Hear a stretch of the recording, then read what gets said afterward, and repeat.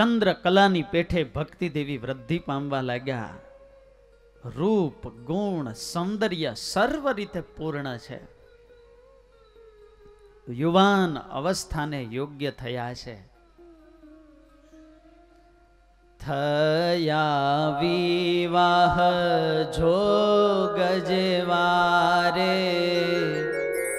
માતા પિતાએ વિચાર્યું ત્યારે મોટી સરવારે દ્વિજમાય બાલ શર્મા ઊંચે કુળ ત્યાંય.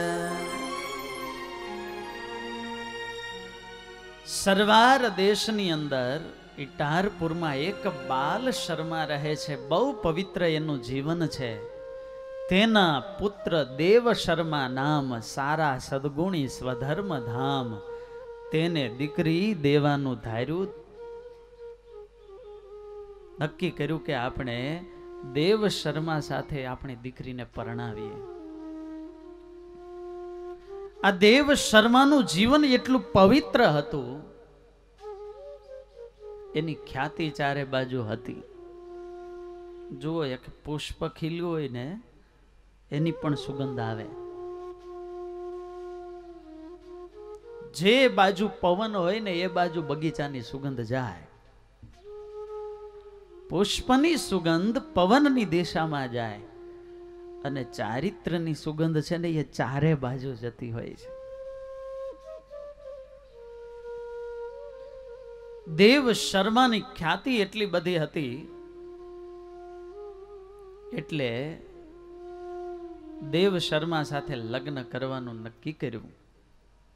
દેવ શર્મા છે દેવના જેવો, વર અવર ન મળે એવો.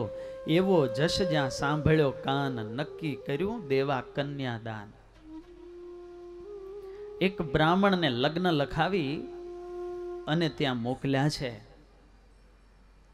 રૂપ ગુણ ને શીલ ભંડાર, એવી સોણી પ્રશંસા અપાર. બાળ શર્માએ સ્વીકારી લીધું, પુત્ર પરણવા પ્રયાણ કીધું. આ બ્રાહ્મણે જઈને બાલ શર્માને ભક્તિ દેવીના ગુણની વાત કરી. એના ગુણ સાંભળ્યા ને એમણે પણ આ લગ્નનો પ્રસ્તાવ સ્વીકારી નાખ્યો. જૂના જમાનામાં લગ્ન થતા, જેમની સાથે સંબંધ બાંધવાનો છે, આખી જિંદગી જેની સાથે પસાર કરવાની છે, એણે એકબીજાના મુખ પણ ન જોયા હોય અને બ્રાહ્મણો નક્કી કરતા, અને તો પણ આખી જિંદગી પસાર થઈ જતી હો. અને હવે તો નાનપણથી નક્કી કરી રાખ્યું હોય. કેટલા કમિટમેન્ટ કરે, કલાકોના કલાકો આંખોમાં આંખો પોરવીને વાતો કરે. લગ્ન પહેલાય ફરવા જવાના રિવાજ શરૂ થયા છે હવે તો. બધી રીતે કેટલી ચર્ચાઓ કરી હોય તોય બસ એ જ સમજવાનું છે. પ્રેમથી બોલો જય સ્વામિનારાયણ. હકીકત દીકરા કે દીકરીને પરણાવવા છે તો એના લગ્ન જેની સાથે નક્કી કરવા છે, આજે શું જોઈને નક્કી થાય છે? માત્ર ચામડી જોઈને, રૂપ જોઈને.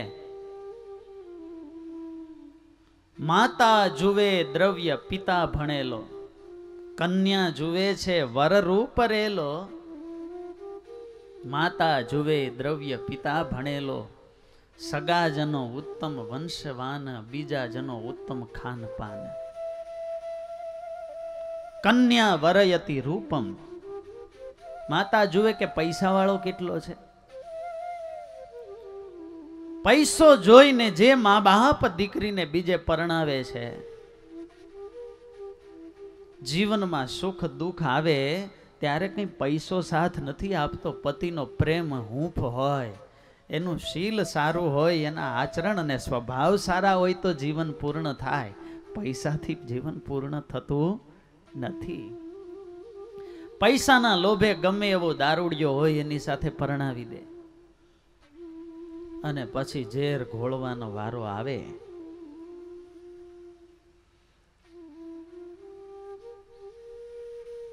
એકવાર પંડિતોની સભામાં પ્રશ્ન થયો કે રૂપ શ્રેષ્ઠ કે ગુણ. ઘણો શાસ્ત્રાર્થ ચાલ્યો, કોઈ રીતે નિર્ણય આવે નહીં. પછી એક પંડિતે કહ્યું કે આવતીકાલે મારે ઘેર બધા જમવા આવજો, હું જવાબ આપીશ. અને બે પ્રકારની કેરીઓ પીરસી, એક બહુ સુંદર દેખાવમાં પણ ખાટી ભડદા જેવી, અને એક કેરી લંગડો જેવી હશે, દેખાવ એટલો નહીં પણ મીઠી. શાક પણ અનેક પ્રકારના મસાલાઓ નાખી, કાશ્મીરી મરચું નાખી ચટાકેદાર બનાવ્યું, પણ મીઠું નાખ્યું નહીં. અને એક શાક સાદું બનાવ્યું, સપ્રમાણ મસાલા. ક્યું જમે? દેખાવડું જમે કે મીઠું જમે? ભોજન પૂર્ણ થયું એટલે એક સોનાનો ઘડો હતો, એમાંથી પાણી આપ્યું. બધા પીવા લાગ્યા. અરે આવું કંઈ ગરમ પાણી પીવાતું હશે, ઠંડુ લાવો. માટીના ઘડાનું પાણી આપ્યું અને હાશકારો થયો. પછી કહ્યું, જુઓ વિદ્વાનો, રૂપ તો કેરીમાં પણ હતું, પેલા શાકમાં પણ હતું, ને આ સોનાના ઘડામાં પણ હતું, છતાંય તમને શું પસંદ આવ્યું? રૂપ કરતા ગુણ શ્રેષ્ઠ છે. માટે દીકરીને પરણાવવી હોય તો માતા પિતાએ એના ચારિત્રને જોવા, ગુણ પરસ્પર. સતાનંદ સ્વામીએ પણ સત્સંગી જીવનમાં આ બધું વર્ણન કર્યું છે કે કોને કન્યા દેવી, કોને દીકરો દેવો. સ્ત્રી સંબંધે પ્યપસ્મારી ક્ષયિક્ષિત્રિમ કુલમ ત્યજેત અભિશસ્તમ ચ પતિતમ ચ દુરાચારમ ત્યજેત સુધિ. કોને દીકરી ન દેવી? તો સ્વામીએ લખ્યું કે પરંપરાગત વ્યાધિ હોય, રોગ હોય, ક્ષય રોગ, કોઢ આદિક રોગ હોય તો પેલા જોવું. બીજું તો કે દુરાચારી કુળ ન હોવું જોઈએ, નાસ્તિક કુળ ન હોવું જોઈએ. પૈસો ઘણો હોય પણ જેના જીવનની અંદર ઉદ્ધતાય હોય, મદ્ય માંસાદિકના ભક્ષણ રૂપ વ્યસન હોય, જેનું જીવન પવિત્ર ન હોય ને એવા વ્યક્તિને ક્યારેય દીકરી દેવી નહીં. કુલમ ચ શીલમ ચ સનાથતામ ચ વિદ્યામ ચ વિત્તમ ચ વપુર વયશ્ચ એતાન ગુણાન સપ્ત પરીક્ષ દેયા કન્યા બુધૈહિ શેષમ અચિંતનીયમ.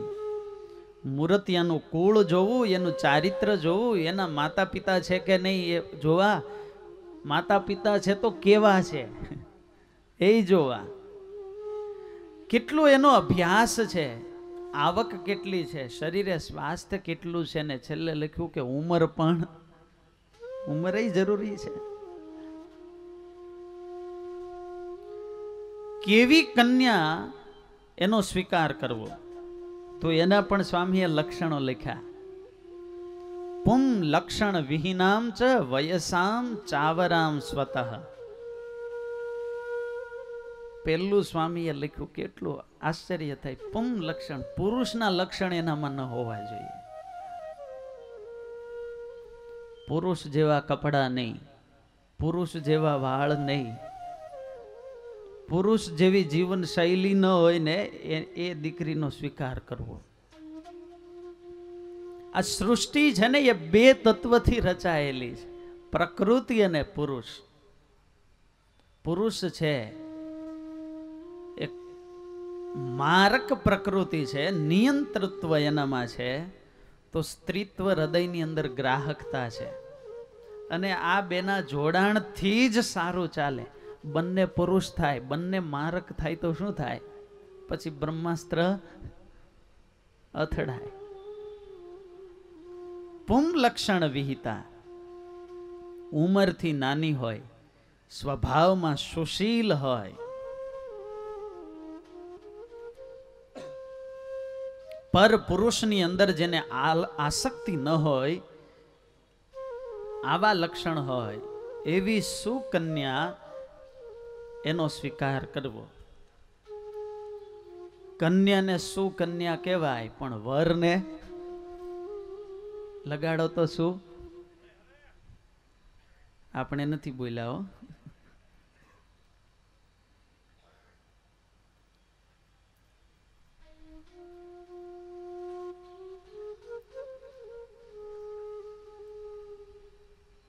તમામ રીતે સાનુકૂળતા જોઈ અને વિવાહ કરવાનું નક્કી કર્યું છે.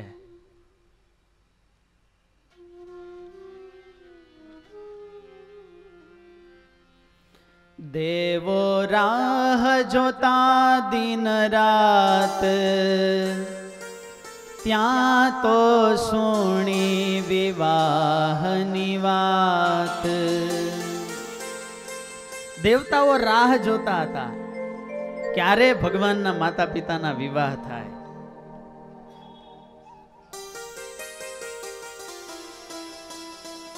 લગ્નના ઢાળમાં ગાવી પડે ને, હવે તો વિવાહ આવે છે તો. હે સુર વૃંદ માયાનંદ આજ, ઉરે વિચારે સુર સમાજ. વર કન્યાના ગીત ગવાશે, પોતે પ્રભુજી પ્રગટ થાશે. ભગવાનના માતા પિતા લગ્ન ગ્રંથિથી જોડાવા માટે જઈ રહ્યા છે. આજે દેવતાઓને પણ આનંદ છે, કારણ કે હવે વેલા વેલા ભગવાન આ ભૂમંડળની અંદર પધારશે. ભગવાન પધારશે તો શું થશે? એ થાશે ભૂમિનો હળવો ભાર, ધર્મ સ્થાપશે ધર્મ કુમાર. માટે વિવાહ મનાવે વિઘાન, એવું દેવો એ વિચાર્યું માન. માટે ભગવાનના માતા પિતાના વિવાહમાં કોઈ વિઘ્ન ન આવે ને એવું આપણે કરવું છે. જોગ લગ્ન ગ્રહ વાર બધું અનુકૂળ આવ્યું. તદેવ લગ્નમ સુદિનમ તદેવ તારા બલમ ચંદ્ર બલમ તદેવ. અરે ભગવાનના માતા પિતા પરણે છે, એને સારા ચોઘડિયા શોધવાની જરૂર નથી. એ જ્યારે લગ્ન કરે ને એ જ શુભ ચોઘડિયું કહેવાય. અને પછી લગ્નનો પ્રસંગ નજીક આવ્યો. આનંદના એ સારંગના સૂરમાં શરણાઈઓ વાગવા લાગી, ઢોલ ઢબુકવા લાગ્યા. સુંદર જાન શણગારી અને ધર્મદેવ નીકળ્યા છે. પછી શણગારી સુંદર જાન, થયા સજ સહો ગુણવાન. પછી શણગારી સુંદર જાન, સજ થયા સહો ગુણવાન. હરાવરે સુંદર શણગાર, તેણે ઓપે છે ધર્મ અપાર. તેણે ઓપે છે ધર્મ અપાર.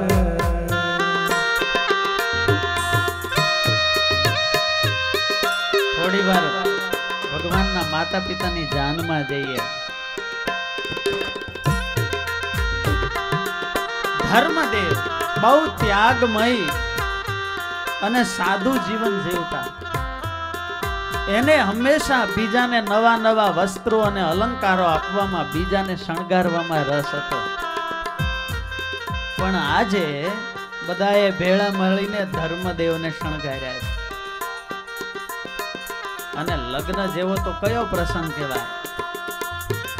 લગ્નમાં વર છે એ તો ભગવત સ્વરૂપ કહેવાય છે. સંસ્કૃતમાં વર એટલે શ્રેષ્ઠ. સૌથી શ્રેષ્ઠ કોણ? તો કે વર. એટલે એને સારામાં સારા શણગાર પહેરાવે. ઘણી વાર એવું થતું હોય કે વર કરતા અણવરની શોભા વધી જતી હોય, એટલે વરને ઘોડા ઉપર બેસાડે. કોઈએ બહુ હસામણી વાત કરી કે ઘોડા પર કેમ બેસાડે? તો કે એને કહેવા માંગે છે કે છેલ્લી તક છે, તારે ભાગી જવું હોય તો ભાગી જજે. પ્રેમ સે બોલો જય સ્વામિનારાયણ. વાઘ કસુંબી બહુ મૂલ્યદાર, સોના સીતારા જળ કે અપાર. વાઘ કસુંબી બહુ મૂલ્યદાર, સોના સીતારા જળ કે અપાર. શોભી રહી પાખ સોવર્ણકારી,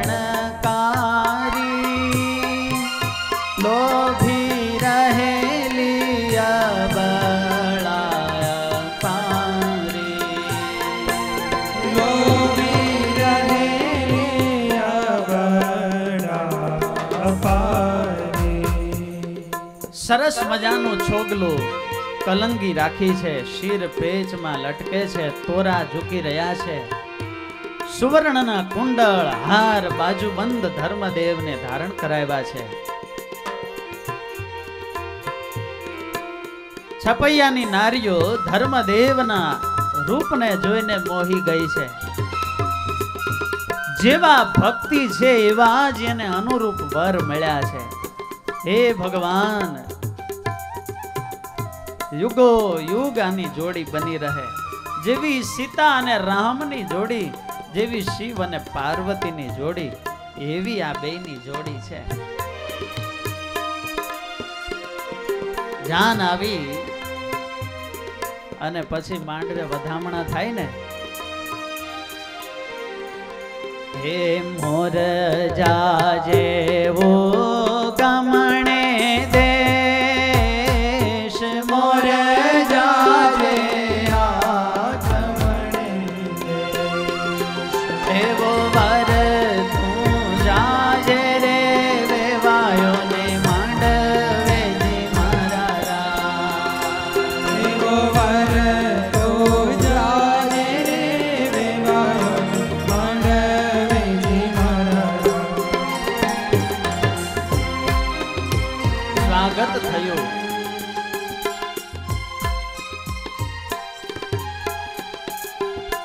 પ્રથમ શ્રી ગણેશ બેસારો, હે મારા ગણેશ દુંદાળા. પ્રથમ શ્રી ગણેશ બેસારો, રે મારા ગણેશ દુંદાળા. તમે થોડી વાર જોડાશો તો મજા આવશે. હું એકલો કેટલું ગાઈશ? લગ્નમાં તો બધાએ ગાવાનું હોય, અને આ તો તમારો વિષય છે. અમારે આ શીખવું પડે, તમારે શીખવું પડે. આવો ભાવ અને પ્રેમથી ગાઈએ. ઓ પ્રથમ શ્રી ગણેશ બેસારું, રે મારા ગણેશ દુંદાળા.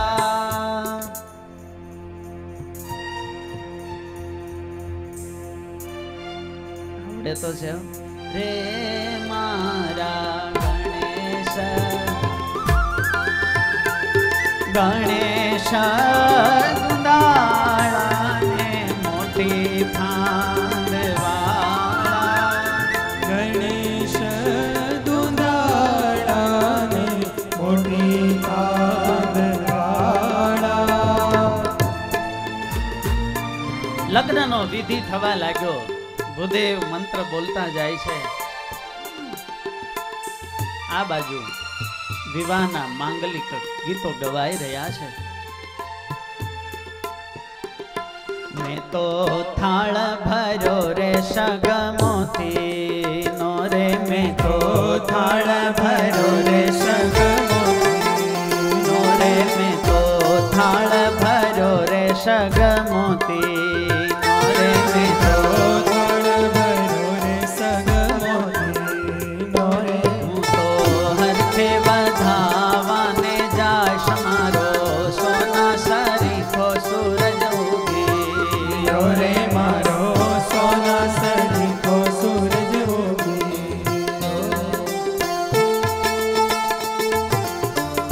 ભૂદેવ લગ્નના વિધિ કરાવે છે. ધર્મદેવ અને ભક્તિ માતા બંને માયરામાં આવીને બેઠા છે.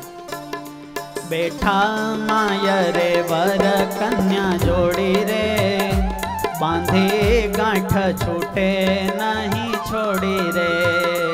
બેઠા માય રે વર કન્યા જોડી રે, બાંધી ગાંઠ છૂટે નહીં છોડી રે.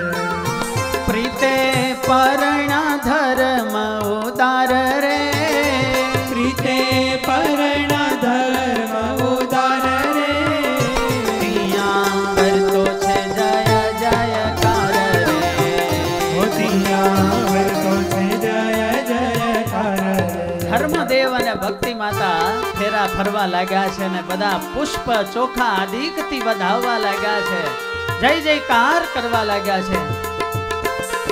ઓ પેલો પેલો મંગળિયો વરતાય રે, પેલો પેલો મંગળિયો વરતાય રે. પેલે મંગળ ગાયો ના દાન દેવાય રે. પેલે મંગળ ગાયો ના દાન દેવાય.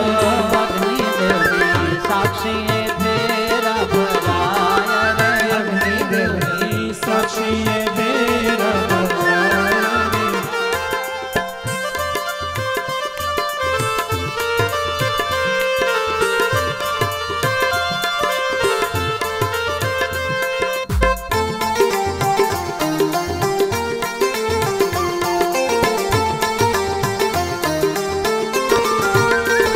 પછી પોખી પાટે પધરાવ્યા રે, ઘણું સાસુજીને મન ભાવ્યા રે.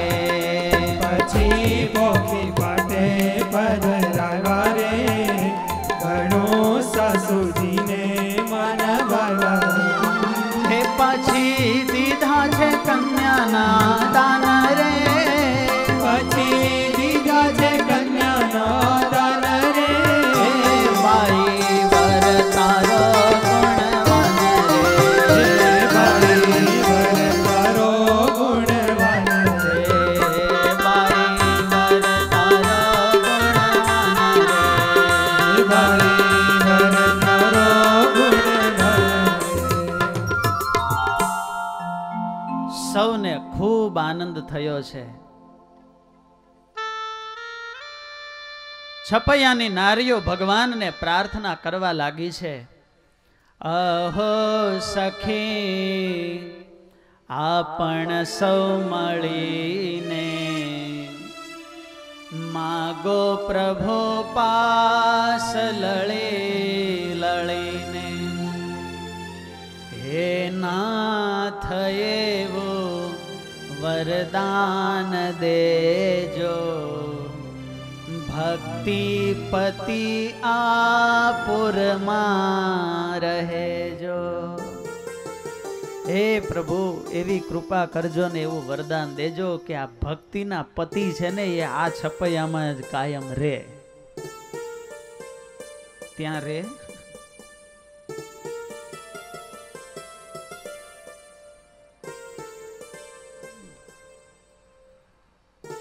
પિતા કૃષ્ણ શર્માએ કન્યાદાનનો સંકલ્પ કર્યો છે. શુદ્ધ જળની ચમચી આચમની લઈ એમાં અક્ષત ચોખા પુષ્પની પાંખડી પધરાવી, દર્ભ પધરાવી અને વિશ્વ દેવતાઓની સાક્ષીએ એક પિતા પોતાની પુત્રીનું કાંડું પતિના હાથમાં સોંપે છે, કન્યાદાનનો સંકલ્પ કરે છે.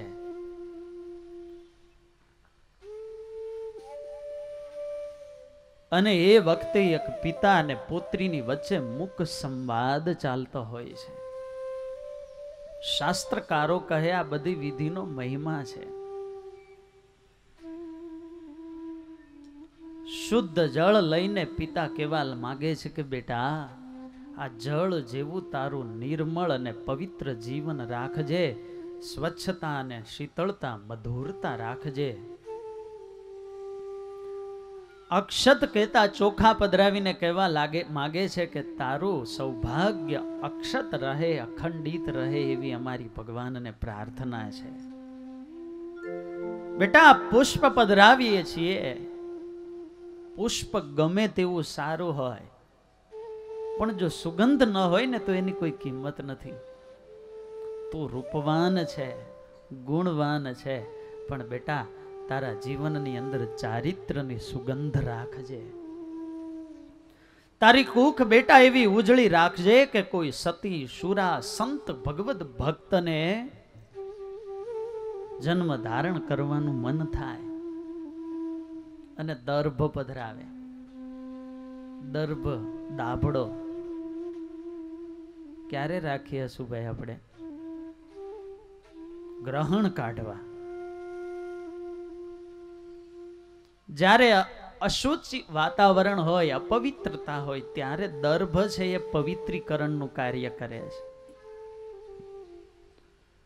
તારા સસરાના કુળની અંદર બેટા જ્યારે પરસ્પર વય મનસ્ય ઊભું થાય એ સમયે બેટા તું પરિવારને જોડવાની ભૂમિકા રાખજે, પણ તું પરિવારને તોડીશ નહીં. અને આવા શુભ સંકલ્પ સાથે પિતા કન્યાનું દાન કરે છે. જે મંત્ર પાણી ગ્રહણે ભણે છે, સતી પતિના મન બે મળે છે. જે એકને વાત ગમી જણાય, બીજાનું તેમાં મન રાજી થાય.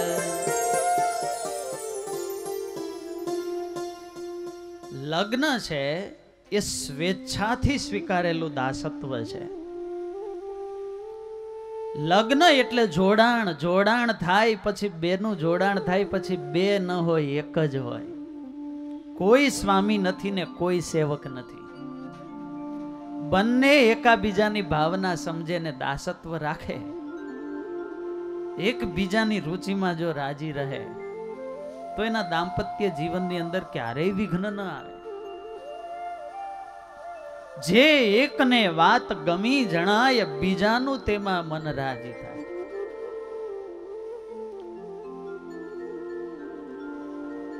હસ્ત મેળાપ એ બે હાથનો માત્ર મેળાપ નથી, બે મનનો પણ મેળાપ છે.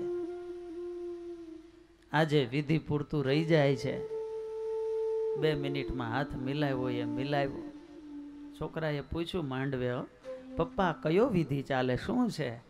તો કે જો બેટા, 2 રેસલર અખાડામાં સામ સામે લડવા ઉતરે ને ત્યારે શેક હેન્ડ કરે, આ શેક હેન્ડ વિધિ ચાલે. કોઈ મર્મ સમજ્યા વિના કલાકની અંદર કેમ જલ્દી લગ્ન પતી જાય, કોઈ વિધિ વિધાન કે એના રહસ્યોનું ચિંતન જ ન હોય તો પછી ઝઘડા જ થાય. આજે વિવાહ એ સંસ્કાર ન રહેતા સમારંભ બની ગયો છે. મંત્ર શ્રવણ અને વિધિ શ્રવણ કરતા મહેમાનોની સરભરાજ પ્રાધાન્ય થઈ જાય છે. લગ્ન જીવનની, લગ્ન વિધિની પવિત્રતાને બદલે એક પ્રદર્શન એની અંદર જ્યારે જવાય છે ત્યારે આ વિધિઓ સચવાતા નથી. જલ્દી લગ્ન થાય પછી છૂટાછેડા પણ પ્રેમ સે બોલો જય સ્વામિનારાયણ. સસ્તામાં પતે એવી કંઈક વાડી ગોતો, જલ્દી પૂરું થવું જોઈએ. એક ભાઈ વકીલ પાસે ગયા, કંઈક કરો મારા છૂટાછેડા થાય. તો કે 1 લાખ રૂપિયા થશે. અરે પણ લગ્ન 10,000 ના કર્યા ને લાખ રૂપિયા છૂટાછેડાના. તો કે સસ્તામાં કરવાનું ને લેવાનું પરિણામ જોઈ લીધું ને. નોદકેન નવા વાચા કન્યાયાહ પરિરિષ્યતે પાણી ગ્રહણ સંસ્કારાત પતિત્વમ સપ્તમે પદે. પાણી લેવા માત્રથી, ફેરા ફરવા માત્રથી કે હસ્ત મિલાપ થવાથી લગ્ન વિધિ પૂર્ણ નથી થતો. અગ્નિ પરિક્રમણ થયા પછી સપ્તપદી કહેતા 7 પગલાની મૈત્રી વિષયક પ્રતિજ્ઞાઓ ત્યાં થાય છે. અને ત્યારે પુરુષનું પતિપણું સિદ્ધ થાય છે. પતિ અને પત્ની વચ્ચે 7 પ્રતિજ્ઞાઓ લેવાય છે, જેને આપણા શાસ્ત્રની અંદર સપ્તપદી કહેવામાં આવે છે. લગ્ન 8 પ્રકારના છે. એની અંદર પવિત્ર દાંપત્યની અંદર આ સપ્તપદીની પ્રતિજ્ઞાઓ લેવાતી હોય છે. સ્ત્રી 7 પ્રતિજ્ઞા લે છે કે હે ભગવાન, જન્માંતરના વિવિધ કરેલા પુણ્યના પ્રતાપથી મને આવું સૌભાગ્ય મળ્યું છે. ત્યારે હે પ્રભુ, બાળકથી લઈને વૃદ્ધાવસ્થા સુધીના કુટુંબના દરેક સભ્યોનું પાલન કરીશ. મને નિવાહને માટે જે મળશે એમાં સંતોષ પામીશ. આવી એક પ્રતિજ્ઞા લે છે. કન્યા પતિને પરણે છે, માત્ર પતિને નથી પરણતી, એમની સાથે એનો આખો પરિવાર છે. મારું સૌભાગ્ય છે એમ અહોભાવથી ભગવત કૃપાની એક યાચના કરે છે.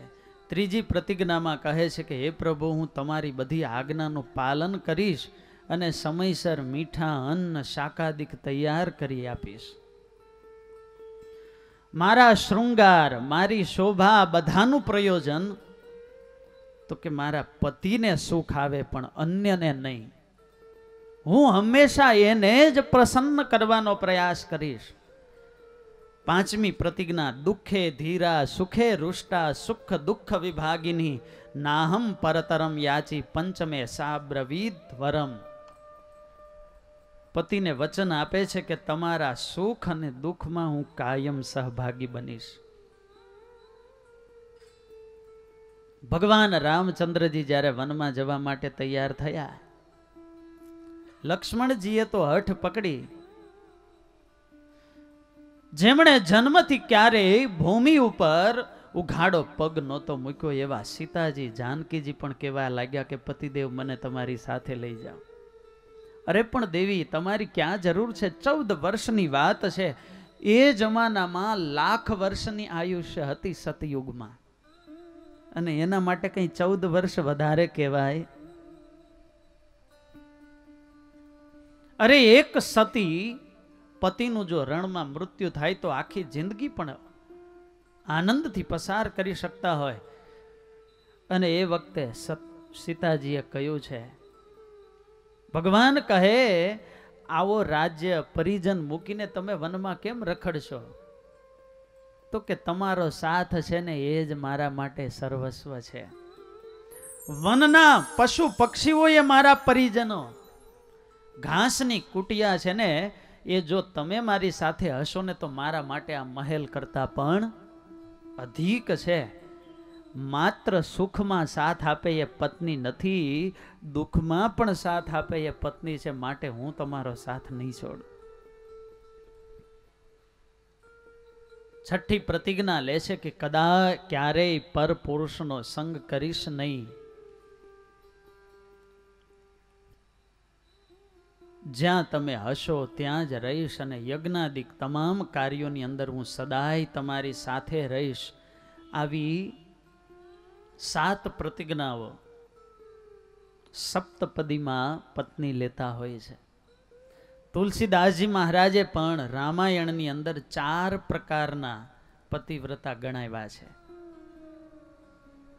એના જીવનને આધારે એ 4 પ્રકારના પ્રતિજ્ઞા પતિવ્રતા उत्तम के अस बस मन माही उत्तम के अस बस मन माही सपने उआन पुरुष जग नाही सपने आन पुरुष जग माही उत्तम पतिव्रता कोने कहेवाय तो के स्वप्ने पण એને અન્ય પુરુષ માં પ્રતીતિ ન આવે આટલી પતિત્વ બુદ્ધિ પરમેશ્વર બુદ્ધિ હોય એ ઉત્તમ પતિવ્રતા છે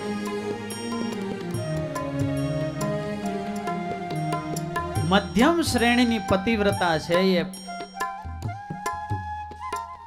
પતિ સિવાય બીજા પુરુષને ભાઈ પિતા અને પુત્ર એવી રીતે સમજે છે ધર્મ વિચારે સમુજે કુલ રહી धर्म विचारे समुझे कुल रही सोने कीष्ट प्रिय श्रुति कही सोने केष्ट प्रिय श्रुति कही કોઈ સ્ત્રીના જીવનમાં વિષમતા આવે અને મારા ધર્મમાં ન આવે એમ માની અને અધર્મમાં પગ ભરવાનો મન તો થાય પણ લાજ અને શરમને ખાતર પોતાના ધર્મને ન છોડે એ નિકૃષ્ટ પતિવ્રતા છે અને ભય વશાત જે પોતાના ધર્મ પાળે ને એ કનિષ્ઠ પતિવ્રતા છે આજે સપ્તપદીના મંત્રો ગાન સાથે સામ સામે પ્રતિજ્ઞાઓ લેવાઈ છે લગ્ન વિધિ સંપન્ન થયો આજે તો લગ્ન પૂર્ણ થાય એટલે તરત ત્યાંથી જાન ઉપડે જૂના જમાનાની અંદર પરસ્પર હેત પ્રેમ બહુ ઊંડા અઠવાડિયું 10 દિવસ અને મહિનો જાન રોકાય પણ જાનૈયાની આજના જેવી માગણી ન હોય એટલે પોસાય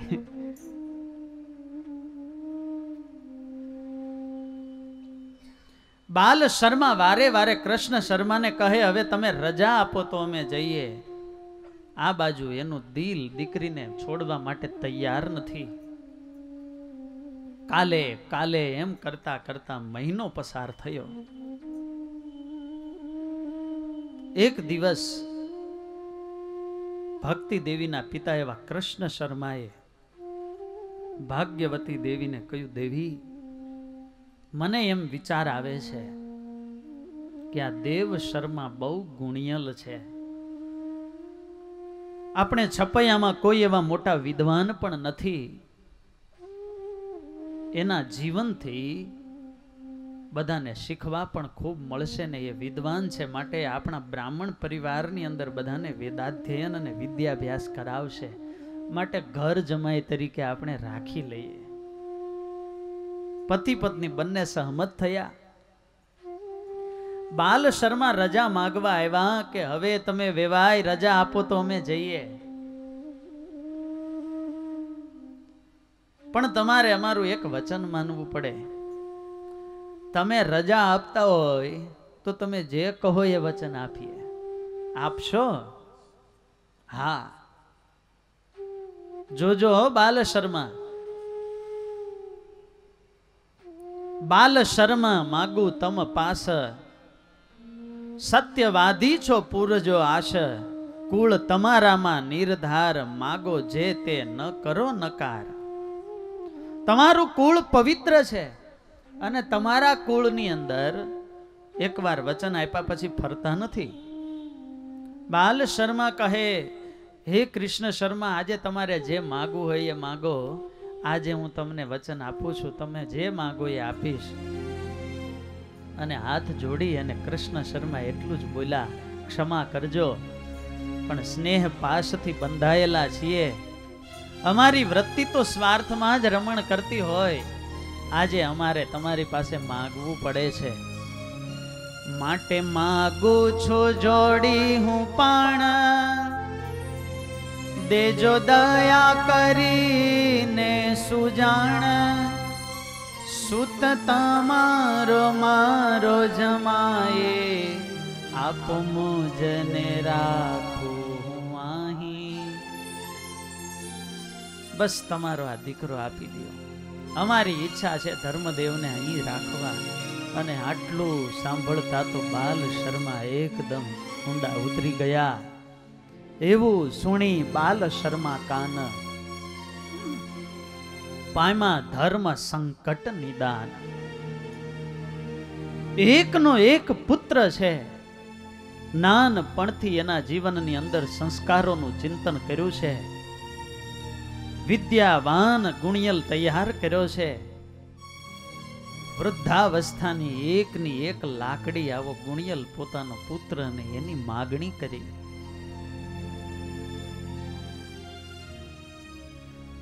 બાલ શર્માએ એનું હૃદય સંતનું હૃદય હતું, એને હૃદયની અંદર વિચાર કર્યો,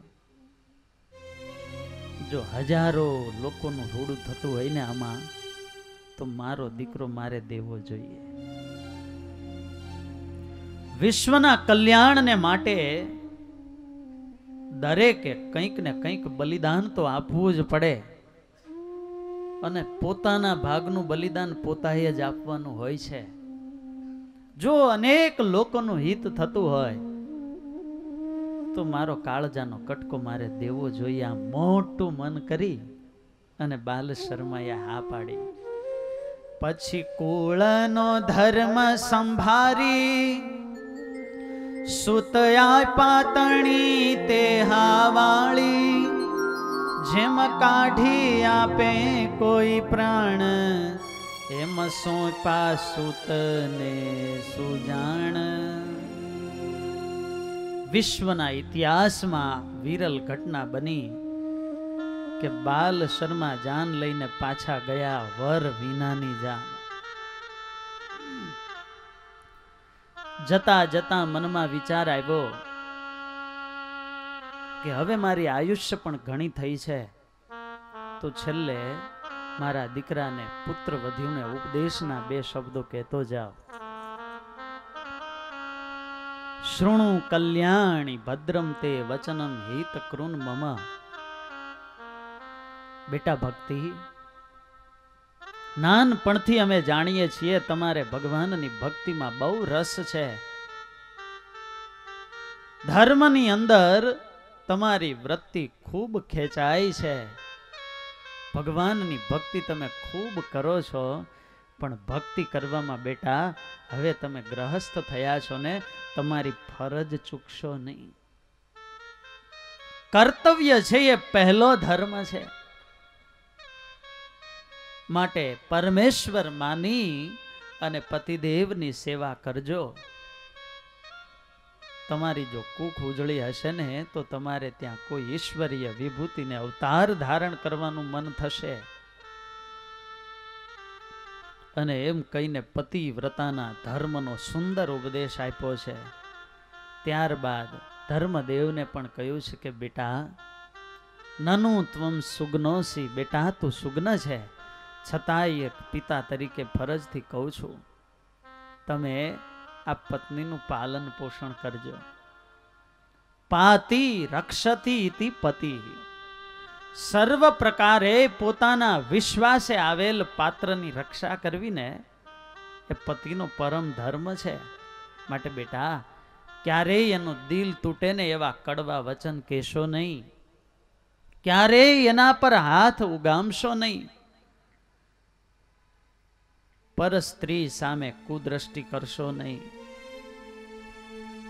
આપણો બ્રાહ્મણનો ધર્મ છે, સ્નાન સંધ્યા જપ હોમ આદિક નિત્ય કર્મ કરજો. લગ્ન વિવાહ વખતે જેમ પત્ની 7 વચન પતિને આપે છે ને, એમ પતિને પણ 7 વચન સામે આપવાના હોય છે. પહેલું વચન કે સુખ અને દુઃખમાં હું તને હંમેશા સાહસ અને શક્તિ આપીશ. તારી પ્રસન્નતામાં પ્રસન્ન રહીશ અને હંમેશા તને મીઠા વચને બોલાવીશ. બીજું, ગ્રહસ્થાશ્રમની બધી જવાબદારીનો હું નિર્વાહ કરીશ. માત્ર તને અને તને જ પત્નીના રૂપમાં પ્રેમ કરીશ અને તારા પ્રત્યે હંમેશા સમર્પિત રહીશ. અમારે ત્યાગીને 8 પ્રકારે 8 પ્રકારે સ્ત્રીઓથી દૂર રહેવું એ બ્રહ્મચર્ય છે. અને ગ્રહસ્થ ભક્તોને એક પત્ની વ્રત છે ને આ બ્રહ્મચર્ય કહ્યું છે.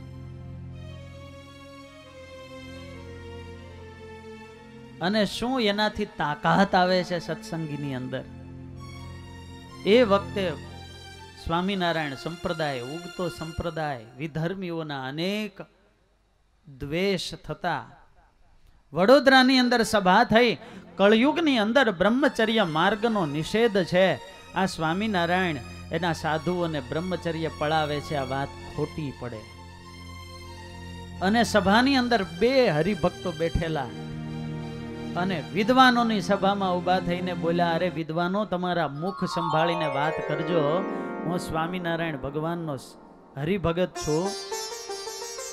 એમના સાધુ 8 પ્રકારે બ્રહ્મચર્ય કળીકાળમાં પાળે છે. નારદ અને શુક જેવા એના પવિત્ર જીવન છે. અરે એ તો પાળે છે. ભગવાનની આજ્ઞા પ્રમાણે અમે પણ ગ્રહસ્થાશ્રમમાં છીએ, એક પત્ની વ્રત રાખીએ છીએ, ક્યારેય કુસંકલ્પ કે કુદ્રષ્ટિ કરતા નથી. અમે પણ બ્રહ્મચર્ય પાળીએ છીએ. તમારે જોવું છે?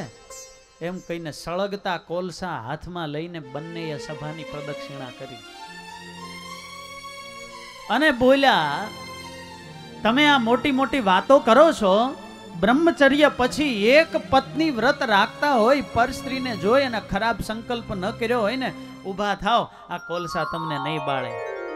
કોઈ ઊભા ન થયા. ત્યાં સુધી અરે અમારા, તમને એમ થાય કે હાથ તો ઘણાના એવા હોય, અરે અમારા જીવન એટલા પવિત્ર ને અમારા ધોતિયા પણ બ્રહ્મચર્ય પાળે છે ને પછી એ કોલસા લીધા ધોતિયામાં, ધોતિયાને પણ કંઈ ન થયું. કેટલી તાકાત છે!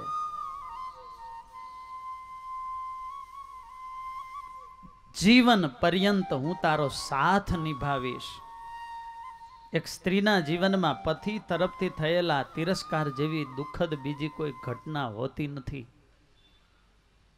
પતિના ઘરમાં કદાચ સંપત્તિ ઓછી હોય, ઈશ્વર ઈચ્છા હોય પુત્ર પ્રાપ્તિ ન થાય, આવકનો પ્રશ્ન હોય, પણ જો પતિ તરફથી એને પ્રેમ અને હૂંફ મળી રહેતા હોય ને, તો એનું જીવન હસતા હસતા પાર પડી જાય.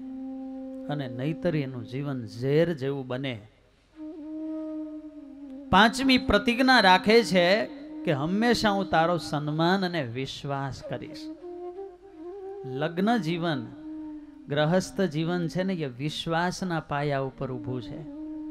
જે દિવસ એક બીજા પ્રત્યે અણવિશ્વાસનો કીડો મનમાં પ્રવેશ કરે છે, એ દિવસથી મન નોખા પડવા લાગે છે. નજીકના વ્યક્તિના અવગુણ દેખાવાનું અને બોલવાનું શરૂ થાય ત્યારે માનવું કે હવે એક દિવસ અહીંથી આપણા સંબંધો પૂરા થવાની તૈયારીમાં છે. નજીક રહેનારા વ્યક્તિઓના અવગુણ દેખાય કે બોલાય, બસ એ સંબંધની પૂર્ણાહુતિ છે. વિશ્વાસથી જ ટકી રહેવાય છે. એકવાર બધા ગુણો અલગ પડતા હતા, સત્ય, પ્રેમ, કરુણા. એટલે અલગ પડતી વખતે પૂછ્યું, સત્યને કહ્યું ક્યાં મળીશ? તો કે હું એવા ધર્મનિષ્ઠ વ્યક્તિઓ પાસે મળીશ. પ્રેમ, ભક્તિ તો કે ઠાકોરજીના મંદિરમાં. એમ વિશ્વાસને પૂછ્યું, હવે આપણે મળવું હોય ક્યાં મળીશ? વિશ્વાસ કહે, માફ કરજો, એક વાર હું જાઉં પછી ભેળો થતો, બસ એક વાર હું ગયો પછી નહીં મળું, માટે રાખો હોય તો રાખજો, પછી મળીશ. એક આ વિશ્વાસ વસ્તુ એવી છે, એક વાર કુશંક આવી પછી ન થાય. દરેક આધ્યાત્મિક, ધાર્મિક અને આનંદ ઉત્સવોમાં હું તારો સાથે ભાગ લઈશ. અને સાતમી પ્રતિજ્ઞા અગ્નિ અને દેવતાઓની સાક્ષી માનીને કહું છું કે આ બધા વચનો મેં શુદ્ધ મનથી જે કહ્યા છે એનું યથાર્થ પાલન કરીશ. સુંદર સપ્તપદીના ભાવ છે. બાલ શર્માએ ઉપદેશ આપ્યો ને કહ્યું છે કે બેટા, જીવન છે ને એ તો સુખ અને દુઃખનું બનેલું છે. જીવનમાં સારા દિવસો કાયમ રહેતા નથી, માટે જીવનમાં કષ્ટો પણ ખૂબ આવશે, વિઘ્નો પણ ખૂબ આવશે, પણ એકબીજાની સાથે વિશ્વાસથી જોડાયેલા રહેજો. ખૂબ દુઃખ લાગે ને એમ થાય કે દુઃખનો અંત આવતો નથી ને, તો આપણા કુળ દેવ એવા સમીર સૂતને સંકટ સમયે તમે સંભાળજો. હવે આગળની કથા બહુ સરસ આવે છે. સુવ્રત મુનિ કહે, રાજન, બાલ શર્મા પોતાના પુત્ર ધર્મદેવ અને ભક્તિ દેવીને આશીર્વાદ આપી અને હવે પોતે ઇટારપુરમાં પાછા સિધાવે છે. ઇતિહાસની આ પ્રથમ અને અવિરલ ઘટના એવી ઘટી કે આજે વર વિનાની જાન પાછી જાય છે. ધર્મદેવને ઘર જમાઈ તરીકે છપૈયા રાખી અને બાલ શર્મા ત્યાંથી પાછા વળે છે. પોતાના પુત્રના વિરહમાં બાલ શર્મા શરીર પણ વૃદ્ધ થયેલું બહુ મોટા જ્ઞાની હતા અને થોડા દિવસ થયા અને બાલ શર્મા ભગવાનના ધામમાં સિધાવ્યા. પંથે પડ્યા થઈ ગળગળા વિરહે વિલખતા વાટમાં. પંથે પડ્યા થઈ ગળગળા વિરહે વિલખતા વાટમાં.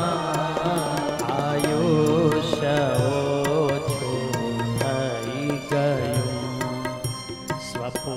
પુત્રના ચાટમાં. આયુષ્ય ઓછું થઈ ગયું સ્વપુત્રના ચાટમાં. હે પડ્યા થઈ ગળગળા.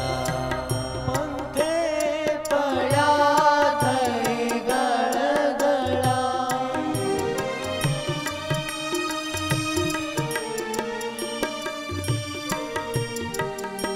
વૃદ્ધાવસ્થાની એકની એક લાકડી પોતાના પુત્રને સોંપીને બાલ શર્મા પાછા આવ્યા છે.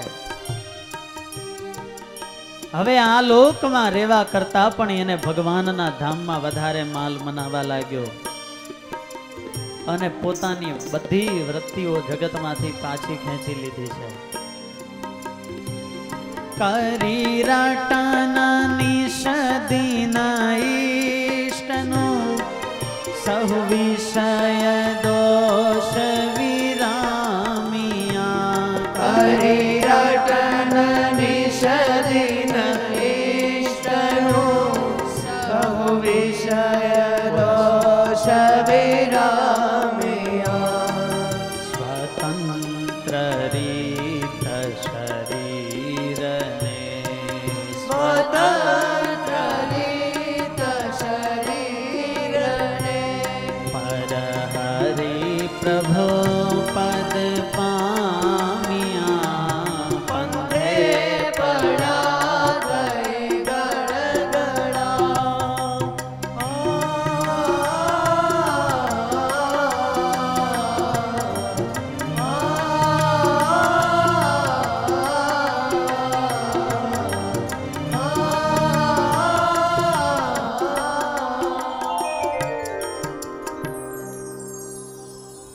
ધર્મદેવને સમાચાર મળ્યા કે અમારા પિતા દેવ લોકમાં સિધાવ્યા છે. ખૂબ જ દુઃખી થયા છે.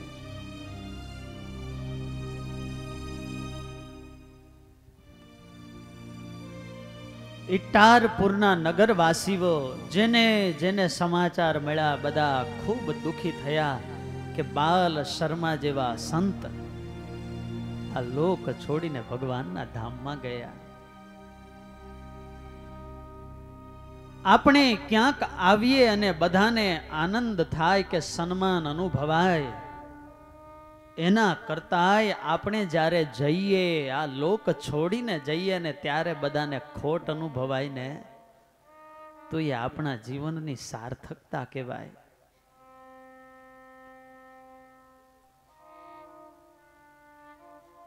માણસ સમય હોય ત્યારે બીજા પર શાસન કરતો હોય, ભાઈ ભાઈ થતું હોય, માન સન્માન મળતું હોય, પણ એ તપાસ પણ કરવો કે આપણને જે અત્યારે માન સન્માન મળે છે એ શેને લઈને મળે છે. આપણા હાથની અંદર વ્યવહાર હોય, ઘરની સત્તા આપણા હાથમાં હોય, આર્થિક નિર્ણય કરવાની ક્ષમતા આપણામાં હોય, તો બધાય હા હા કરે. ખુરશી ઉપર કે સત્તા પર બેસીને શાસન કરવું એ પૂર્ણ શાસન નથી. એ તો જેના હાથમાં કૂચી એની વાત. જે દિવસે ખુરશી ગઈ, સત્તા ગઈ, એ દિવસે એની બે કોડીની પણ કિંમત રહેતી નથી. માટે ખુરશી પર બેસીને શાસન કરવા કરતા બીજાના હૃદય પર બેસીને શાસન કરવું ને, એ શાશ્વત શાસન છે. જે માણસ બીજાના હૃદય સિંહાસન પર પોતાનું સ્થાન ગ્રહણ કરી લે છે, પછી એ સત્તા પર હોય કે ન હોય, એનું સાનિધ્ય માત્ર સૌને આનંદ આપતું હોય. એક શેઠ હતા ને, એનું મૃત્યુ થયું. બહુ મોટા કરોડપતિ શેઠ.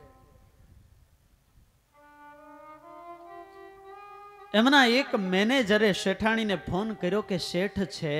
તો કે ના, મરી ગયા. બીજે દિવસે વળી ફોન, શેઠ છે? ના ભાઈ, એ તો 2 દિવસ પહેલા મરી ગયા. 10 દિવસ દરરોજ ફોન આવે, એકનો એક જવાબ આપતા આપતા શેઠાણી કહે પણ તમને ખબર નથી પડતી?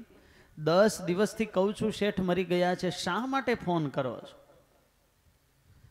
તો કે શેઠાણીજી ક્ષમા કરજો, એ શેઠની જ કંપનીનો હું મેનેજર છું, મને પણ ખબર છે શેઠ મરી ગયા છે, પણ તમે બોલો છો ને શેઠ મરી ગયા, એ સાંભળવાની મને મજા બહુ આવે છે ને, એટલે આ સાંભળવા માટે ફોન કરું છું.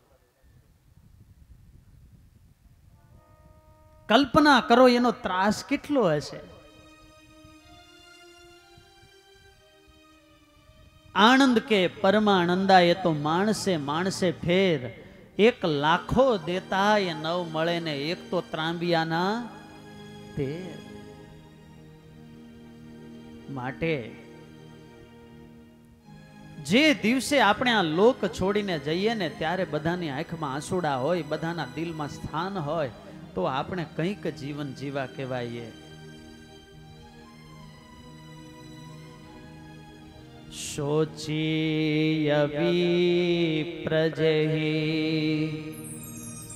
વેદ વિહીના, તજ નિજ ધર્મો વિષય મહલીના. તુલસીદાસજી ગોસ્વામી રામાયણમાં લખે કે આ દુનિયામાં શોક કરવા યોગ્ય કોણ છે? શોચીય વિપ્ર જેહી વેદ વિહીના, તજી નિજ ધર્મો વિષય મહલીના. જેમણે જીવનમાં પોતાના નિયમોનું પાલન કર્યું નથી, સદાચારનું પાલન કર્યું નથી, સારી રીતે જીવન જીવા નથી ને, એ માણસ શોક કરવા યોગ્ય છે કે બિચારાને શું ગતિ થઈ હશે. ખરેખર જે જીવન જીવી ગયા છે એ શોક કરવા યોગ્ય નથી. ધર્મ સાથે પૂર્ણ જીવન જીવે તો આ લોકની અંદર તો થાય કાર્ય. કદાચ આ લોકનું થોડું બાકી રહી જાય ને, તો પણ એને એટલી તૃપ્તિ વર્તતી હોય, અને એ શાંતિ જ એને મુક્તિ અપાવે. અને જો માણસ ધર્મ નિયમ કે સદાચારનો ત્યાગ કરે, આ દુનિયાની કરોડોની સંપત્તિ ખડકી લીધી હોય, એક ઈશારે લાખો માણસો ઊભા થતા હોય, પણ અંત સમયે એને એવો ખાલીપો વર્તે કે ઊભા કરેલા કરોડોના રાસ રચીલા કે મોટા મોટા બંગલાઓ પણ એને ટાઢક આપી શકતા નથી. સુખકારી તો ધર્મ છે. ધનાદ ધર્મ તથા સુખમ. જ્યાં ધર્મ છે ત્યાં જ સુખ હોય. બાલ શર્મા તો આ લોકને છોડીને ગયા, પણ એમનો આપેલો ઉપદેશ ધર્મદેવની સદાય સાથે રહ્યો છે. એમની આજ્ઞા અને સિદ્ધાંતો પ્રમાણે સુવ્રત મુનિ કહે, રાજન, ધર્મદેવ દિવ્ય દાંપત્ય જીવનનો પ્રારંભ કરે છે. શાસ્ત્રમાં કહેલા તમામ વ્રત અને નિયમો પ્રમાણે જીવન જીવે છે. બ્રાહ્મ મુહૂર્તમાં વહેલા જાગી અને સરયુ ગંગાની અંદર નારાયણ સરોવરમાં સ્નાન કરે. પવિત્રપણે પ્રાતઃ કાળે ભગવાનના પૂજા પાઠ કરે. પોતપોતાના ધર્મ પ્રમાણે વેદોનું અધ્યયન અને અધ્યાપન કરાવે. જન્માષ્ટમી, એકાદશી આદિ તમામ વ્રત અને નિયમ એનું ધર્મદેવ પાલન કરે છે. ધર્મદેવને આંગણે કોઈ બ્રાહ્મણ આવે, સાધુ આવે, ગાય આવે તો એને રાજી કરીને મોકલે. આવું ધર્મદેવનું દિવ્ય જીવન છે. એ કરે સંધ્યા તર્પણ કર્મ નિત્ય રે, સત્ય શાસ્ત્ર માહી ઘણી પ્રીત્ય રે. કરે સંધ્યા તર્પણ કર્મ નિત્ય રે, સત્ય શાસ્ત્ર માહી ઘણી પ્રીત્ય રે. એવા ધર્મદેવ ધુરંધર રે, એવા ધર્મદેવ ધુરંધર રે. કરે ભક્તિ પ્રભુની સુંદર રે, કરે ભક્તિ પ્રભુની સુંદર રે.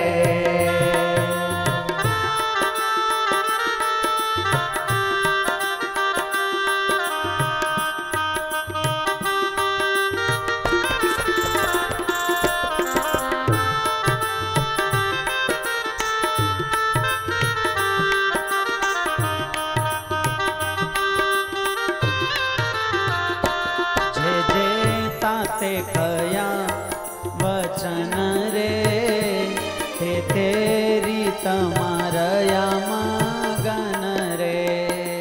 જે જે તાતે કહ્યા વચન રે, તે તેરી તમારા મગન રે. રહે વ્રત અખંડ એકાદશી રે, રહે વ્રત અખંડ એકાદશી રે.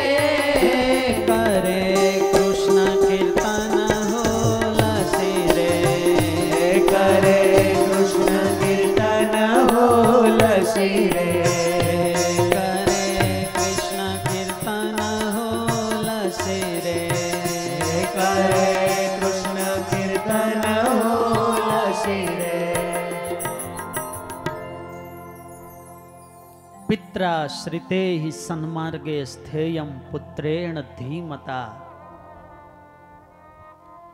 પિતાના વચન પ્રમાણે જીવન જીવે છે. જે જે તાતે કયા વચન રે, તે તે રીતમાં રહ્યા મગન રે. પિતાનો આપેલો સંપત્તિનો વારસો જાળવે એ તો પુત્ર છે, પણ પિતાએ આપેલો સંસ્કારનો અને સદાચારનો વારસો જાળવે ને એ સાચો પુત્ર છે. પૂત સપૂત તો ક્યો ધન સંચય, પૂત કપૂત તો ક્યો ધન સંચય. આજે દરેક પિતાના મનમાં એમ હોય કે મારા દીકરાને 2 બંગલા, આટલી જમીન, આટલું મારે વારસામાં આપવું છે. કરોડો અરબો ખરબોની એને સંપત્તિ આપી, પણ જો સુમતિ કે સંસ્કાર ના આપી શક્યા, પૂત કપૂત તો કયો ધન સંચય. તું એને ગમે એટલા પૈસા દેશો એ જુગારમાં ને ગમે તે માર્ગે ઉડાવી દેશે, અને પૂત સપૂત તો કયો ધન સંચય. પુત્ર જો સંસ્કારી છે તો પણ એને જાજુ ધન દેવાની જરૂર નથી. એના જીવન સંસ્કાર અને ચારિત્રથી એ ઊભું કરી લેશે. અને આવો જ ધર્મદેવના જીવનની અંદર હતું. ધર્મદેવનું આંગણું એટલે તમામ છપૈયા વાસીઓને માટે જાણે કલ્પ વૃક્ષ. ધર્મદેવના મતે માનવ કે અમાનવનો કોઈ ભેદ નથી. એના આંગણે આવેલો અયાચક, એમના આંગણે આવેલો યાચક અયાચક બનીને જાય, આવો એનો સ્વભાવ હતો.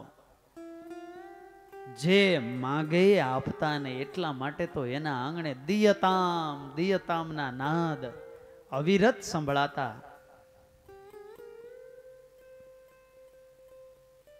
ભક્તિ માતાનો સ્વભાવ એવો હતો કે કોઈ રડતો વ્યક્તિ જુએ, કોઈને ભૂખ્યો જુએ ને તો માં જોઈ શકતા નહીં. એને ખૂબ ભાવથી જમાડે, વસ્તુ પદાર્થ આપે અને રાજી કરે. અને આંગણેથી હસતો હસતો એ વ્યક્તિ જાય ને તો ભક્તિ માતાને આનંદ થાય. વાલા ભક્તજનો, ભક્તિ માનો આ સ્વભાવ સ્વામિનારાયણ ભગવાનમાં પણ દેખાતો. કોઈને દુખ્યો રે દેખી ન ખમાય. કોઈ ગરીબ જુએ, એક બીજાની સાથે આપણે જોડાયેલા છીએ.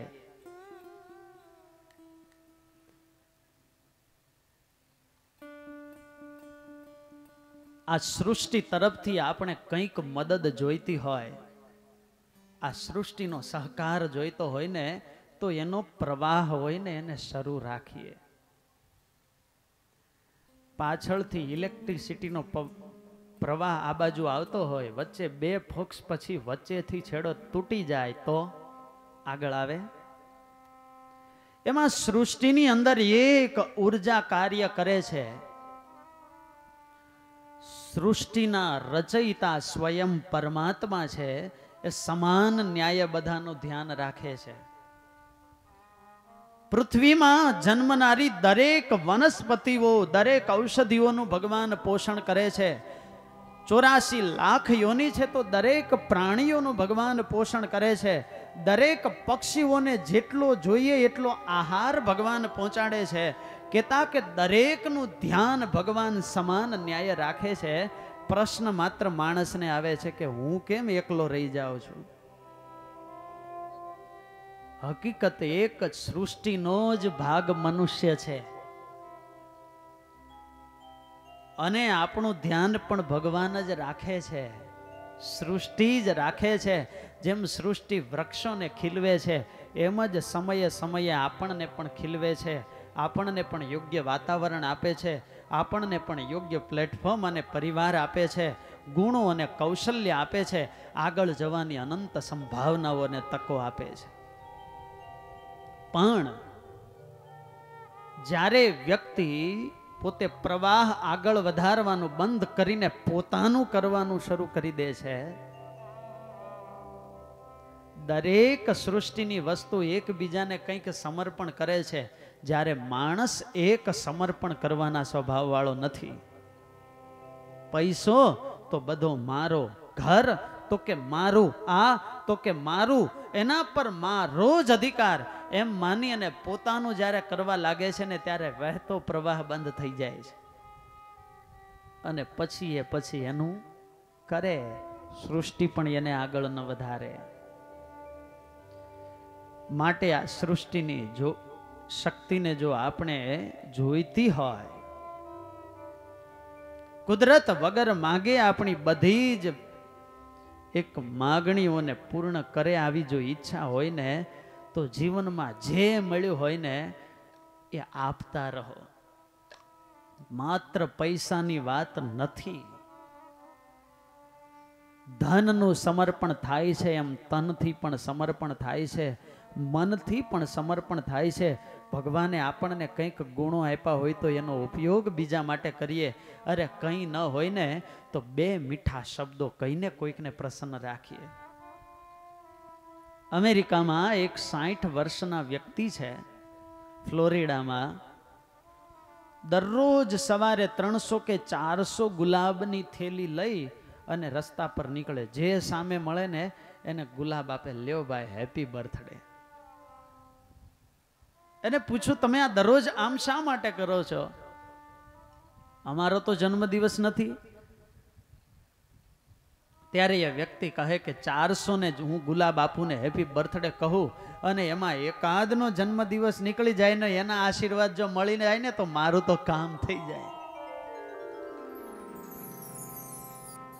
અંજલિસ્ત પુષ્પાણી વાસયંતી કરદ્વયમ. આપણે ફૂલનો ખોબો ભરીને કોઈકને આપીએ છીએ તો માત્ર બીજાને સુગંધ આવે છે એમ નહીં, જેના ખોબામાં એ ફૂલ હોય ને એના હાથની અંદર પણ સુગંધ બેસી જાય છે. એમ વ્યક્તિ બીજાને માટે કરે છે ત્યારે બીજાને તો લાભ થાય છે, પણ એનું હૃદય પણ ઉદાર અને પવિત્ર બની જાય છે. માટે પોતાની અંદરથી આવતા એ અવાજને જો સાંભળતા શીખીએ ને તો જીવનમાં સમર્પણની દુનિયાનો એક આનંદ બહુ અનોખો છે. સ્વાતંત્ર્ય સેનાપતિ ગાંધીજીના પરમ સહયોગી એવા વિનોબા ભાવે, એને કોઈએ વૃદ્ધાવસ્થામાં પૂછેલું કે તમારા જીવનની સૌથી આનંદની પળ કઈ? બહુ સરસ પ્રસંગ છે.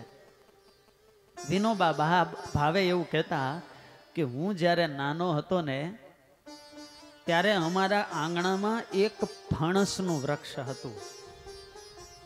વર્ષમાં એક વાર ફણસ આવે. જ્યારે ફણસનો પહાલ આવે ત્યારે મારી માં ફણસની બે મોટી ચીરીઓ કરી અને અમારા મહોલ્લામાં જેટલા મકાન હતા ને એને ઘેર વહેંચવા માટે મને મોકલતા. એ બે ચીરીઓ ફણસની લઈને હું એક એક વ્યક્તિઓને એક એક ઘેર જઈને આપતો અને એ જે મને આનંદ મળેલો એવો આનંદ હજુ મને જીવનમાં ક્યારેય અનુભવાયો નથી. કોઈ વ્યક્તિ જ્યારે બીજાને કંઈક અર્પણ કરે છે, બીજાને માટે કંઈક આપે છે, દેખીતી રીતે જોતા એવું લાગે કે આપણું ખિસ્સું ખાલી થઈ રહ્યું છે. વાલા ભક્તજનો, ખિસ્સું ખાલી થતું લાગે પણ એનું દિલ તો ભરાતું હોય છે.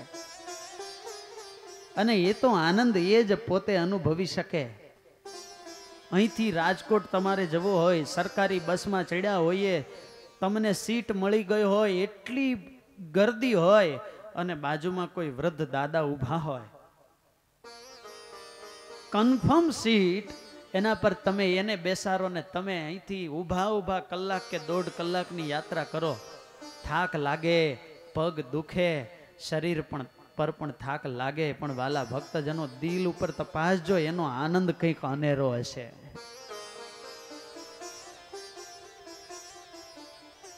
માણસને બીજાને માટે કરવાનો કોઈ દિવસ થાક હોતો જ નથી. વાલા ભક્તજનો, જ્યારે કંઈક સારું કાર્ય પૂરું કરે, રાત્રિ દિવસ ખેંચવું હોય, ઉજાગરા કર્યા હોય, આવા દિવ્ય માહોલ સર્જાય છે ત્યારે અમારે સંતો, સ્વયંસેવકો, યુવાનો સવારથી લઈને સૂતા વિના બપોર વજાળે એ એક ધારા મહેનત કરતા હોય ત્યારે આવો માહોલ સર્જાય. પણ એ કર્યાનો થાક નથી હોતો. દિલની અંદર આનંદ એટલો હોય ને કે થાક બધો ભૂલાઈ જાય છે. થાક તો ન કરવાનો હોય, નવરા બેઠા થાક લાગતો હોય. કોઈએ મોદી સાહેબને પૂછ્યું, તમને થાક નથી લાગતો, આટલા ફરો છો? તો કે 125 કરોડ દેશવાસીઓના મને આશીર્વાદ મળે છે, મને થાક લાગતો? ત્યારે કરવાનો તો વાલા ભક્તજનો આનંદ હોય છે. અને એટલા માટે જે હોય, આપણે જ્યાં હોઈએ, જલારામ બાપાની પાસે કંઈ નહોતું, પણ એના ઘરનો નિયમ કે મારે આંગણે કોઈ આવે તો મારે એને જમાડવા. બાપા સીતારામ હોય કે મધર ટેરેસા, જે સમાજને માટે સત્સંગના ઓરીસે પોતાના જીવનને ઘસે છે ને, ખરેખર એ જ ઉજળા બન્યા છે. 86 વર્ષની ઉંમરે ગુરુદેવ શાસ્ત્રીજી મહારાજને ખૂબ બીમારી આવેલી અને એ વખતે પછી સ્વામીનું શરીર અશક્ત થયેલું. કોઈએ સ્વામીને કહ્યું કે સ્વામી આટલું બધું હવે તપની સેવા શા માટે કરો છો, હવે તમે આરામ કરો. ગુરુદેવ શાસ્ત્રીજી મહારાજ એવું કહેતા, ભાઈ એ બેઠા બેઠા આરામ કરીશું તો લોટકો એક લોહી વધશે, શરીર ભારે થશે એટલે આળસ પ્રમાદ આવશે અને આ શરીર પડશે તો ઉપાડનારાને થોડો ભાર લાગશે અને બાળવા માટે 2 લાકડા વધારે જોશે. એના કરતા સત્સંગના ઓરી છે, આ શરીરને ઘસવા દો ને. સિદ્ધાંતો તો જુઓ વાલા ભક્તજનો, આ મહાપુરુષોના જે ખરેખર બીજાને માટે ઘસાય છે ને એ જ ઉજળા બને છે. અને એક વાર આ નિયમની જો અનુભૂતિ થવા લાગી પછી માણસને જેમ જેમ મળતું જશે એમ એમ એની આપવાની શક્તિ પણ વધતી જશે. માટે ખાસ આપણી પાસે કેટલું છે એના કરતાંય how much you use is more important than how much you have. તમારી પાસે કેટલું છે એના કરતા કેનો ઉપયોગ તમે કેટલો કરો છો ને એ બહુ મહત્વની વાત છે. જીવન એવું બનાવીએ કે સુગંધથી મગમગતું થાય. ત્યારે આવો વાલા ભક્તજનો, આજે હાથ જોડીને ભગવાનના ચરણોમાં પ્રાર્થના કરીએ કે હે પ્રભુ, નૂતન વર્ષના નવલા દિવસો છે ત્યારે મારા પર એટલી કૃપા કરજે કે મારું જીવન સદગુણ, સમર્પણ, ચારિત્રથી એવું મગમગતું બને કે મારા સાનિધ્યમાં આવે ને એને પરમ સુખની અનુભૂતિ થાય. હે મારું જીવન સુગંધી બને, મારું જીવન સુગંધી બને. એક જ અરમાન છે મને, મારું જીવન સુગંધી બને. એક જ અરમાન છે મને, મારું જીવન સુગંધી બને. ફૂલડા બનું કે વળી ધૂપ સળી થાવું, આશા છે સામગ્રી પૂજાની થાવું. ફૂલડા બનું કે વળી ધૂપ સળી થાવું, આશા છે સામગ્રી પૂજાની થાવું. ભલે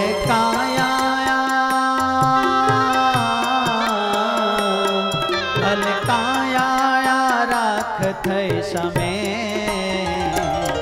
મારું જીવન સુગંધી બને. એક જ અરમાન છે મને, મારું જીવન સુગંધી બને.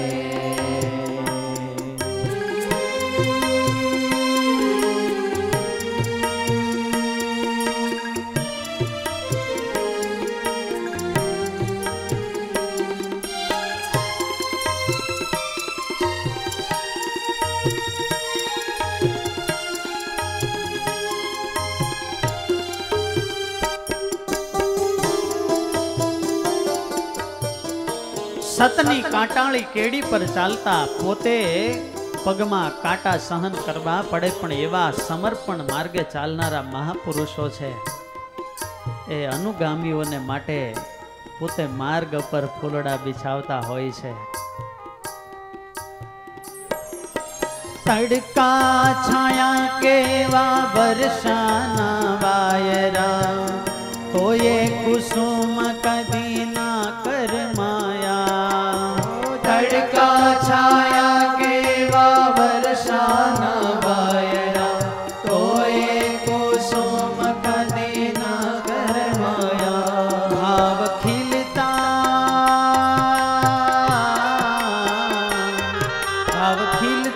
ખીલતા એક મેં, મારું જીવન સુગંધી બને. જ અરમાન છે મને, મારું જીવન સુગંધી બને.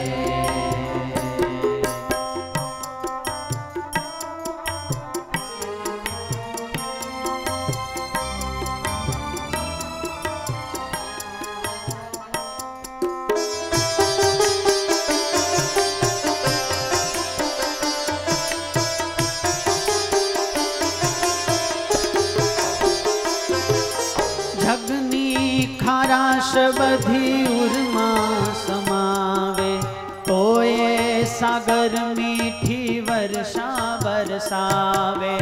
જગની ખારાશ બધી ઉરમાં સમાવે, તોય સાગર મીઠી વર્ષા બરસાવે. સદા ભરતીને સદા ભરતીને ઓટમાં રમે, મારું જીવન સુગંધી બને. એક જ અરમાન છે મને, મારું જીવન સુગંધી બને.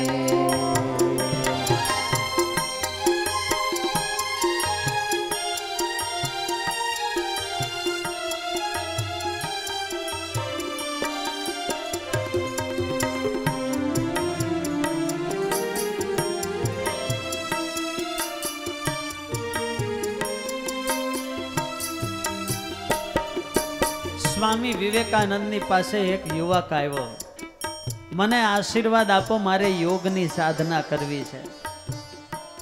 વિવેકાનંદજીએ એટલું જ કહ્યું, ભાઈ તારે યોગી બનવું હોય ને તો એ પહેલા તું બીજાને ઉપયોગી બનવા લાગ.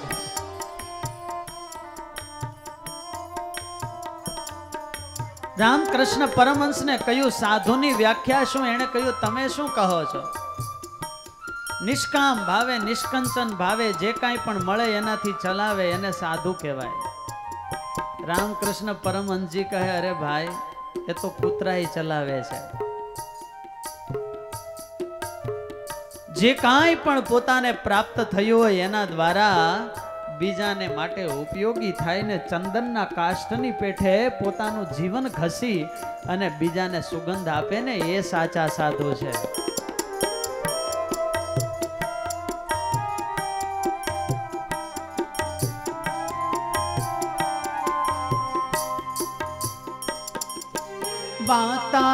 વાતાવરણમાં સુગંધ ના સમાતી, જેમ જેમ સુખડ ઓરસીએ ઘસાતી. વાતાવરણમાં સુગંધ ના સમાતી, જેમ જેમ સુખડ ઓરસીએ ઘસાતી. વાતાવરણમાં સુગંધ ના સમાતી, જેમ જેમ સુખડ ઓરસીએ ઘસાતી. વાતાવરણમાં સુગંધ ના સમાતી, જેમ જેમ સુગંધ ઓરસીએ ઘસાતી. પ્રભુ કાજે ઘસાવો ગમે, મારું જીવન સુગંધી બને. એક જ અરમાન છે મને, મારું જીવન સુગંધી બને. મારું જીવન સુગંધી બને. મારું જીવન સુગંધી બને.